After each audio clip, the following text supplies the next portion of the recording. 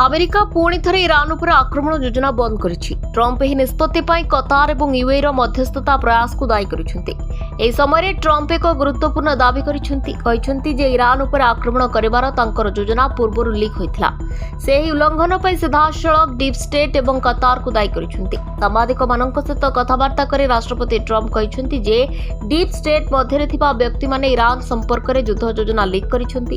ସେ ଦୃଢ଼ ଭାବରେ କହିଛନ୍ତି ଯେ ଏହି ଦେଶଦ୍ରୋହୀମାନଙ୍କୁ ଦୀର୍ଘ ସମୟ ପାଇଁ ଜେଲ୍ କରାଯିବା ଉଚିତ। ଟ୍ରମ୍ପ କହିଛନ୍ତି ଯେ ଦେଶଦ୍ରୋହୀମାନେ ଇରାନ ଉପରେ ଆକ୍ରମଣ କରିବାର ତାଙ୍କର ଯୋଜନା ଲିକ୍ କରିଛନ୍ତି, ଯାହାଦ୍ୱାରା ଶତ୍ରୁକୁ ଆଗୁଆ ସୂଚନା ଦିଆଯାଇଛି ଏବଂ ପୁନର୍ବାର କହିଛନ୍ତି ଯେ ଲିକ୍ ପାଇଁ ଦାୟୀ ଲୋକଙ୍କୁ ଜେଲ୍ କରାଯିବା ଉଚିତ। ସେ ଆହୁରି କହିଛନ୍ତି ଯେ ଲିକ୍ କରୁଥିବା ଲୋକଙ୍କ ସମ୍ପର୍କରେ ଆଇନ କଠୋର ହେବା ଆବଶ୍ୟକ।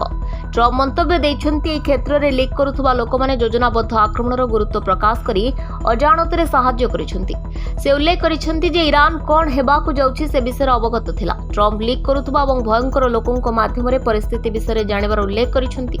ଅନେକ ଅପ୍ରତିଦ୍ୱନ୍ଦ୍ୱୀ ବ୍ୟକ୍ତି ଏବଂ ଲିକ୍ର ଉତ୍ସଗୁଡ଼ିକୁ ଉଲ୍ଲେଖ କରି ଏବଂ ଜୋର ଦେଇଛନ୍ତି ଯେ ଏପରି ସମସ୍ତ ଲିକ୍ କରୁଥିବା ଲୋକ ଜେଲ୍ରେ ଅଛନ୍ତି।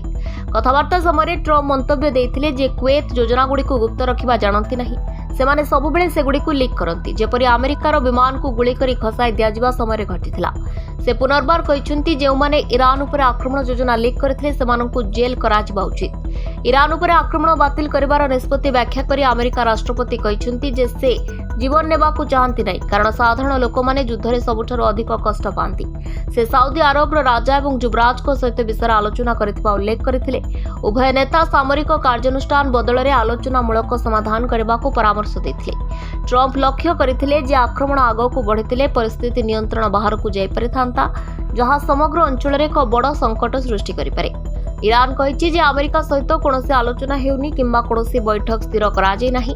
ଏହା ରାଷ୍ଟ୍ରପତି ଟ୍ରମ୍ପଙ୍କ ଦାବିର ସମ୍ପୂର୍ଣ୍ଣ ବିପରୀତ ଯେ ସାମରିକ ଆକ୍ରମଣ ବନ୍ଦ କରିବାର ନିଷ୍ପତ୍ତି ପରେ ସୋମବାର ଆଲୋଚନା ଆରମ୍ଭ ହେବ, ଦ୍ୱିତୀୟ ବିଶ୍ୱଯୁଦ୍ଧ ପରଠାରୁ ଅଦୃଶ୍ୟ ସ୍ତରରେ।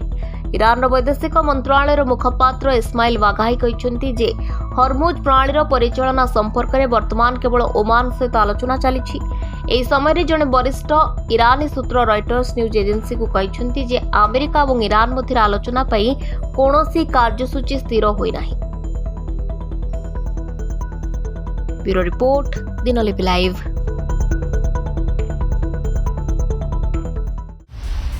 ଦିନଲିପି ଲାଇଭ୍ କୁ ଏବେ ହିଁ ଲାଇକ୍, ସେୟାର, ସବସ୍କ୍ରାଇବ୍ କରନ୍ତୁ।